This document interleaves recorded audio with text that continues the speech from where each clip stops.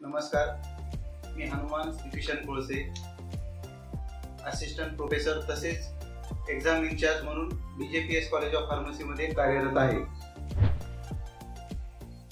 आज आपण या ठिकाणी B.Pharm ला ऍडमिशन घेण्यासाठी जे काही पात्रता लागणार आहे त्याबद्दल मी तुम्हाला या व्हिडिओ मार्फत इथे सांगण्याचा प्रयत्न करणार आहे। त्यामध्ये पहिली पात्रता अशी आहे की तुम्ही 12वी पास असणे गरजेचे आहे।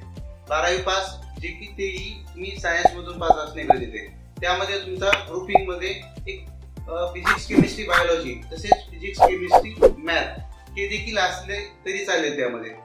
त्यानंतर जर सांगायचं म्हटलं तर त्याच ह्या एक्झाम बरोबर बोर्ड एक्झाम बरोबर तुमची जी MST CET एक्झाम आणि त्याचबरोबर जी नीट एक्झाम आहे हे देखील पास असणं गरजेचं आहे किंवा तुम्ही ते अपियर असणं गरजेचं आहे त्यामध्ये।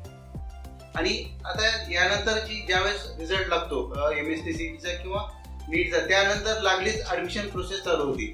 त्या काळामध्ये तुम्ही की रिझल्ट लागल्यानंतर की ऍडमिशन घेण्यासाठी तुम्ही आम्हाला फोनद्वारे संपर्क करू शकता किंवा त्याचबरोबर की तुम्ही कॉलेजमध्ये येऊन देखील संपर्क करू शकता।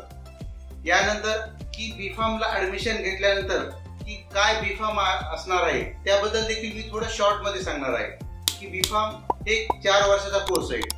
त्यामध्ये 8 सेमिस्टर येतात। ओके, आणि 8 सेमिस्टर असल्यामुळे की प्रत्येक 6 महिन्याला यामध्ये एक्झाम घेतली जाते। ओके, अशा पद्धतीने हा B.Pharm कोर्स पूर्ण कंडक्ट केला जातो। ओके, अधिक माहितीसाठी तुम्ही आम्हाला संपर्क करू शकता। धन्यवाद।